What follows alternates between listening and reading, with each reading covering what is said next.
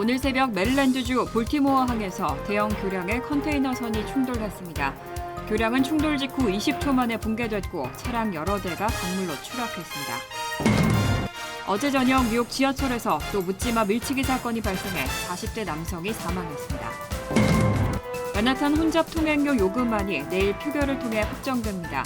스쿨버스나 통근버스, 뉴욕시정부 일부 차량은 면제될 것으로 보입니다.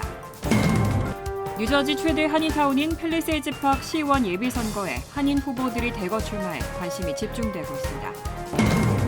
플로리다주에서는 내년 1월 1일부터 14세 미만 어린이들은 소셜미디어 계정을 가질 수 없습니다. 이상은 이 시각 주요 뉴스입니다.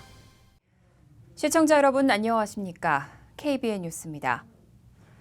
오늘 새벽 메릴랜드주 볼티모어 항에서 대형 교량의 컨테이너선이 충돌했습니다.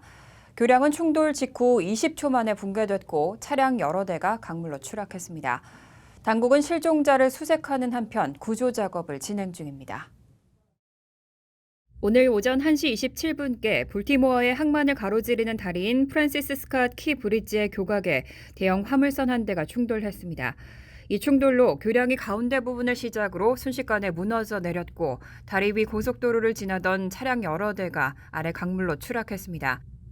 소방당국은 이 충돌을 다수 사상자 사고로 규정했고 최소 7명에서 최대 20명이 물에 빠져 실종된 것으로 보고 구조대원들이 수색 작업을 벌이고 있다고 밝혔습니다. 웨스무어 메릴랜드 주지사는 다리 붕괴와 관련해 비상사태를 선포했습니다. 이 다리 상황을 실시간 중계하는 영상을 보면 사고 선박은 영상에 기록된 시간상으로 오전 1시 28분께 주 교각 2개 중 하나와 충돌하고 다리는 그 직후 중간 상판부터 주저앉듯 순식간에 무너져 내렸습니다. 케빈 카트라이트 볼티모어 소방국 공보국장은 사고 선박이 볼티모어 항을 출항해 나가는 중이었으며 충돌 당시 다리 위에는 대형 트레일러 트럭을 포함해 차량 여러 대가 있었다고 설명했습니다. 하지만 현재 밝혀진 사상자는 총 8명으로 확인되고 있습니다. 그중 2명은 구조됐고 나머지 6명은 아직 생사가 확인되지 않고 있습니다. 당초 예상보다 인명 피해 규모는 크지 않은 것으로 확인되고 있습니다. 사고 직전 전력 문제로 통제를 벗어난 화물선이 구조 요청을 보냈고 요청을 받은 공무원들이 현장으로 달려가 차량 통행을 막아 추가 인명 피해를 줄일 수 있었습니다. 웨스무어 메릴랜드 주지사는 오늘 기자회견에서 이런 내용을 밝히고 이들이 많은 생명을 구했다며 영웅이라고 강조했습니다. 보통 키브리지로 불리는 이 다리는 퍼텝스코 강 하류에 있는 볼티모어 항 외곽을 가로지르는 약 2.6km의 교량입니다. 1977년 개통했고 695번 고속도로의 일부로 하루 3만여 명이 이용하고 있습니다. 어제 저녁 뉴욕 지하철에서 또 묻지마 밀치기 사건이 발생했습니다. 선로에 떨어진 40대 남성 피해자는 열차에 치여 사망했습니다. 경찰에 따르면 어제 오후 6시 45분경 맨하튼 125가 이스트 할렘역 북쪽 방향 4번 승강장에서 열차를 기다리던 남성이 갑자기 다가온 남성에 의해 선로에 떨어져 사망했습니다. 피해자는 40대로 추정되며 정확한 신원은 알려지지 않았습니다. 현장 목격자들의 증언에 따르면 사고 전 두 사람 사이에 어떤 문제도 없었고 갑자기 다가와 범행을 한 것으로 보입니다. 용의자는 24세 남성 칼튼 맥퍼슨으로 확인됐으며 어젯밤 경찰에 체포돼 살인 혐의로 기소됐습니다. 용의자는 정신질환 이력이 있으며 지난해 10월 폭행 혐의로 체포된 전력이 있는 것으로 알려졌습니다. 최근 들어 뉴욕시 전철역 범죄가 기승을 부리고 있습니다. 캐시 호컬 뉴욕 주지사는 이달 초 전철 안전을 위해 주 방위군을 포함한 군인과 경찰 1000여 명을 배치했고 오늘도 사건이 발생하기 불과 몇 시간 전 뉴욕 경찰이 전철 안전과 무임 승차를 방지하기 위해 경찰 800명을 추가 배치하겠다고 발표했지만 사고를 막을 수 없었습니다. 메트로폴리탄 교통공사가 오는 27일 맨하탄 혼잡 통행료 요금안에 대한 최종 표결을 앞두고 있습니다. 요금안이 통과될 경우 6월 중순부터 혼잡 통행료 부과가 시작됩니다. 메트로폴리탄 교통공사는 27일 내일 열리는 이사회에서 맨하탄 혼잡 통행료 요금안을 표결을 통해 최종 확정하기로 했다고 발표했습니다. 다만 MTA는 스쿨버스나 통근버스, 뉴욕시 정부 차량을 비롯한 일부 차량에 대해서는 혼잡 통행료를 면제하기로 결정했다고 밝혔습니다. 특히 뉴욕시 교육국과 계약을 맺은 스쿨버스와 통근버스는 이 통행료 부과 대상에서 제외되고 지트니, 그레이하운드, 메가버스와 같은 정기적으로 운행되는 버스 차량도 면제 대상입니다. 또 시정부 소유의 경찰차, 소방차, 쓰레기 수거 트럭 등 대부분의 관용 차량도 통행료 부과에서 벗어납니다. 다만 시정부는 이와 관련해 소유 차량 3만 대 이상 중 면제 기준을 충족하는 차량은 절반 미만이라고 밝혔습니다. 한편 대중교통 가운데 택시와 공유 서비스 차량은 기본 통행료 $15는 부과되지 않지만 승객이 지불하는 기본 운임에 할증료가 추가될 예정입니다. 옐로캡 택시 승객은 승차당 $1.25, 우버 및 리프트 등 차량 공유 서비스 이용 시에는 승차당 $2.50의 할증료가 적용됩니다. 이에 대해 뉴욕시 택시 노조는 업계에 미칠 영향을 우려하며 강력히 비난하고 있습니다. MTA는 이번 맨하탄 혼잡 통행료 요금안이 맨하탄 60가 남단, 중심 상업지구 진입 차량을 대상으로 하루에 승용차 $15, 소형 트럭 $24, 대형 트럭 $36 등 차량 유형에 따라 차등 부과하는 내용을 담고 있다고 밝혔습니다. 이제 오는 27일 열리는 MTA 이사회 결정에 관심이 주목되고 있습니다. 뉴욕시에서 지어진 신규 어포더블 하우징 유닛들이 주로 중산층을 대상으로 하고 있는 것으로 파악됐습니다. 고다미스트가 뉴욕시 주택보존개발국 데이터를 분석한 바에 따르면 에릭 애담스 시장이 취임한 이후 2020년 1월부터 뉴욕시 전역에 건설된 약 2만 4천 개의 어포더블 하우징 가운데 3인 가족 기준 연간 $15만 3천 달러에서 $21만 달러의 소득을 올리는 집단을 위한 유닛이 34%로 가장 큰 비율을 차지했습니다. 뉴욕시의 지역 중위소득이 3인 가족 기준 연간 $12만 7,100달러라는 점을 고려하면 신규 건설된 어포더블 하우징 유닛 3개 중 1개가 중위소득보다 훨씬 높은 소득을 올리는 이들에게 돌아가고 있는 셈입니다. 뉴욕시가 중간소득으로 간주하고 있는 집단을 위한 신규 어포더블 하우징 유닛은 5%였습니다. 이외 소득 6만 4천에서 10만 2천 달러가 26%, 3만 8천 이하 20%, 3만 8천에서 6만 4천 달러 사이는 14%로 뒤를 이었습니다. 샘 스타인 커뮤니티 서비스 소사이어티의 정책 분석관은 최고 소득 수준의 임차인을 위한 유닛보다 저소득층 대상의 유닛이 더 많아야 한다고 지적했습니다. 실제로 6년 전 살던 곳에서 퇴거당한 뒤 쉘터에 거주하다가 어포더블 하우징 로터리에 당첨돼 브루클린 아파트로 이사한 저소득층 주민 카림 워커는 어포더블 하우징이 자신의 인생을 바꿨다며 저소득층을 위한 유닛 확대의 필요성을 강조했습니다. 오는 6월 4일 뉴저지 팰리세이즈 팍에서는 시의원 예비선거가 치러지는데요. 특히 민주당에서는 한인 후보들이 대거 출마해 관심을 모으고 있습니다. 뉴저지 최대 한인 밀집 지역인 팰리세이즈 팍에서는 매년 한인 후보들 간의 경쟁이 큰 주목을 받고 있습니다. 25일 뉴저지 예비선거 후보 등록 마감 결과 펠팍 시의원 민주당 예비선거에서는 이상희 펠팍 시의원, 신창균 펠팍 교육위원, 앤소니 킴 펠팍 교육위원, 박은림 전 뉴저지 한인회장 등 총 4명의 한인이 출마를 밝혔습니다. 6월 4일 펠팍 시의원 민주당 예비선거에서는 11월 본선거에 진출할 민주당 후보 2명 자리를 놓고 한인 후보 4명이 경쟁하는 겁니다. 이들 중 펠팍 민주당위원회의 지지를 획득한 이상희 시의원과 신창균 교육위원이 러닝메이트를 이루고 반대편에서는 앤소니 킴 교육위원과 박은림 전 회장이 러닝메이트를 구성해 11월 본선 진출을 위한 치열한 경쟁을 예고하고 있습니다. 단 러닝메이트 여부와 관계없이 다득표 순으로 2명이 당선됩니다. 공화당 내에서도 경쟁이 치열합니다.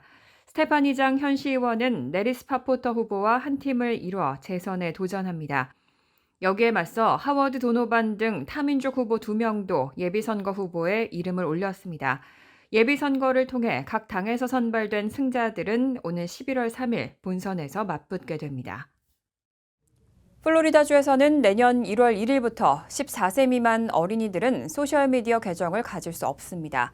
14세에서 15세 사이 청소년들도 부모의 동의 없이는 계정을 만들 수 없습니다. 플로리다주가 내년 1월 1일부터 시행하는 이 법안은 SNS 회사들에게 미성년자의 정보 삭제와 14세 미만 어린이들의 계정 폐쇄를 요구합니다.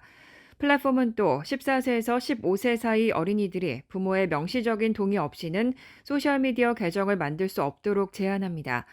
부모나 미성년자의 요청이 있어도 계정을 삭제해야 하고 계정에 관한 모든 정보를 지워야 합니다.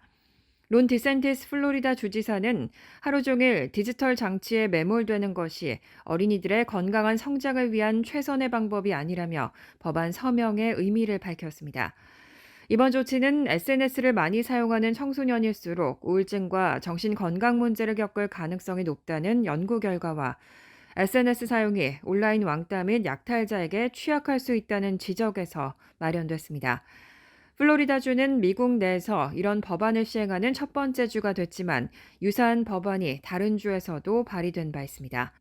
일부 소셜미디어 사이트들은 이미 13세 미만의 어린이들을 대상으로 컨텐츠 접근을 제한하는 조치를 취하고 있고 이번 법안은 이런 노력을 한 단계 더 발전시키는 것으로 평가받고 있습니다.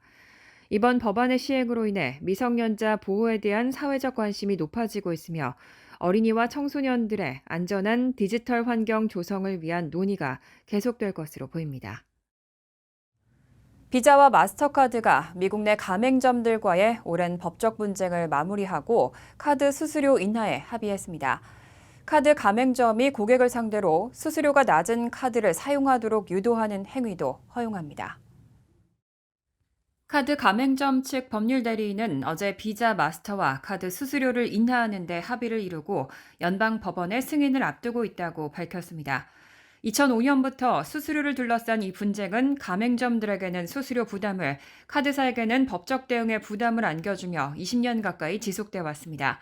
하지만 이번 합의에 따라 이제 비자와 마스터는 적어도 3년간 수수료를 최소 0.04%포인트 인하하고 5년간 평균 카드 수수료를 현 수준보다 0.07%포인트 이상 낮추기로 했습니다. 이 합의는 또 가맹점들이 수수료가 낮은 카드 사용을 고객에게 유도할 수 있도록 하고 비자, 마스터카드로 결제하는 고객에게 별도 비용을 청구할 수 있으며 카드별 수수료율에 따라 해당 청구 비용을 조정할 수 있도록 했습니다. 가맹점 측에서는 이번 합의를 통해 5년간 약 300억 달러의 수수료를 절감할 수 있을 것으로 보고 있습니다. 미국 내 비자, 마스터카드의 결제 수수료는 통상 2% 안팎으로 알려져 있습니다. 한편 이번 조치는 카드 발급사들의 실적에 영향을 미칠 수 있습니다. 결제 수수료의 상당 부분이 카드 발급 은행으로 돌아가기 때문에 이번 합의로 인한 수수료 인하가 은행들의 수익성에 영향을 줄 가능성이 있다는 전망입니다. 미국의 대표적인 비영리 소비자 보호단체 컨슈머 리포트가 최근 발표한 2024 베스트카 탑10에서 한국차는 이름을 올리지 못했습니다. 한국차가 탑10에 포함되지 않은 건 지난 2018년 이후 6년 만입니다. 컨슈머 리포트가 최근 발표한 2024 베스트카 탑10 목록에는 일본차가 7개로 가장 많이 선정됐고 미국차 2개, 유럽차 1개로 한국차는 포함되지 않았습니다. 한국차가 탑10에 포함되지 않은 것은 지난 2018년 이후 6년 만입니다. 또 발표를 시작한 지난 2012년부터 집계하면 2015년까지 포함해 세 번째입니다. 지난해는 현대 산타페 하이브리드와 기아 텔룰라이드 등 2개 모델이 전체 기간으로는 1개 모델씩 9차례 선정됐습니다. 모델별로는 텔룰라이드가 2020년부터 총 4회 연속 선정됐고 2023년 산타페 하이브리드, 2019년 코나, 2017년 옵티마, 2016년 소렌토, 2014년 산타페, 2013년 엘란트라, 2012년 소나타 등이 리스트에 이름을 올렸습니다. 13년간 한국차는 11차례 선정돼 전체 8.5%를 차지하며 유럽차와 동률을 기록했습니다. 미국차는 총 22회 16.9%로 나타났고 일본차는 전체의 66.1%인 총 86회 선정됐습니다. 한편 컨슈머 리포트는 이번에도 14회원 자동차 설문조사 결과를 바탕으로 여러 모델의 추천을 철회했는데 그중에는 현대 아이오닉5와 제네시스 GV70 등 한국차가 포함됐습니다. 추천이 철회된 차량들은 엔진, 변속기, 전기차 배터리와 충전 등 여러 항목에서 평균 이하의 신뢰도를 기록했습니다. 간추린 소식입니다. 연방교육부는 지난 22일 지난 몇 달 동안 처리된 150만 건의 팝사 중 약 20만 건의 학생 정보 기록이 부정확하게 개선됐다며 이달 21일 이전에 대학에 전달된 학생 정보 기록에는 학생의 학자금 지원 지수를 정확히 계산하는 데 필요한 모든 데이터 필드가 포함되지 않았다고 밝혔습니다. 이에 따라 교육부는 부정확하게 계산된 기록을 재처리해 대학에 다시 전송해야 합니다. 이미 2달이 지연된 팝사 처리는 더 지연될 가능성이 높아졌습니다. 교육부는 지난해 말 새로운 팝사 양식을 공개했지만 학생 및 가족 소득 계산 방법이 최근 인플레이션을 반영하지 않아 생긴 오류를 수정하기 위해 각 대학에 팝사 데이터를 전송하는 시기를 약 2달 미루면서 큰 혼란을 겪었습니다. 캐시 호컬 뉴욕 주지사와 주의회가 새 예산안을 놓고 팽팽한 줄다리기를 벌이고 있는 가운데 협상을 가로막고 있는 쟁점 분야 예산안들이 많아 접점 찾기에 난항을 겪고 있습니다. 호컬 주지사는 예산안 협상 마감일 이전에 합의가 어려울 것 같다는 입장을 밝혔습니다. 주의회에 따르면 새 예산안 협상 마감일인 4월 1일까지 합의안을 도출하려면 늦어도 부활절인 3월 31일까지는 합의안을 마련해야 합니다. 하지만 아직도 풀리지 않고 있는 쟁점들이 부지기수인데다 성금요일과 부활절 주말을 앞두고 주의회가 28일 휴회까지 예정하고 있어 협상 마감일 연장이 불가피한 상황입니다. 현재 예산안 합의의 발목을 잡는 가장 큰 쟁점으로는 임차인 보호 강화 그리고 교육 예산 지원 방식 부자 증세 등입니다. 뉴욕주가 한꺼번에 100개가 넘는 기호용 마리화나 판매 면허를 승인했습니다. 뉴욕주 마리화나 통제위원회는 기호용 마리화나 소매 판매점 등에 대해 114개의 신규 면허를 승인했다고 발표했습니다. 이로써 올 들어 주정부가 승인한 기호용 마리화나 판매 면허는 모두 223개가 됐습니다. 이번에 승인된 면허는 지난해 11월 17일 이전 신청분으로 12월 18일 마감 이전 신청분에 대한 승인도 조만간 나올 것으로 보입니다. 면허 승인에 속도가 붙으면서 어느 정도 마리화나 면허 적체가 해소될 것으로 당국은 기대하고 있습니다. 뉴욕주는 3년 전 기호용 마리화나를 합법화했지만 관련 소송 여파로 면허 승인이 지연돼 왔습니다. 버라이즌이 부당 수수료 징수와 관련된 집단 소송에서 1억 달러의 보상금을 지불하기로 합의했습니다. 이에 따라 2016년에서 2023년 사이에 버라이즌 고객이었다면 최고 100달러의 보상금을 받을 수 있게 됐습니다. 당시 버라이즌 고객들은 우편이나 이메일로 합의 통지를 받게 되며 온라인으로 직접 신청할 수도 있습니다. 클레임 제출 마감일은 2024년 4월 15일입니다. 이번 합의에 따르면 각 유효한 청구는 최소 15달러부터 시작하며 버라이즌 고객이었고 관리 수수료를 지불한 매월 1달러를 더한 금액이며 최대 지급액은 고객당 100달러입니다. 보상 금액은 유효한 청구를 제출하는 고객 수에 따라 줄어들 수 있습니다. 환율과 증권 소식입니다.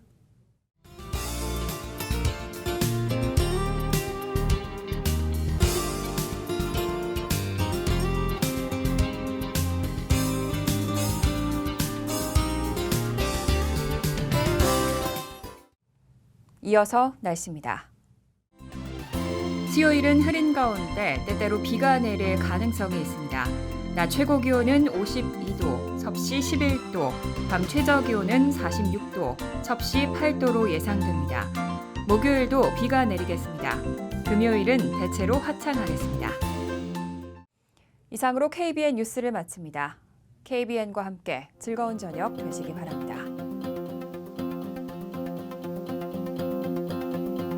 우리 동부 최대 한인방송 KBN이 제작하는 KBN 뉴스는 웹사이트 mykbn.com 그리고 유튜브와 페이스북에서 다시 보실 수 있습니다. 좋아요, 구독, 알림 설정은 뉴스 제작에 큰 도움이 됩니다.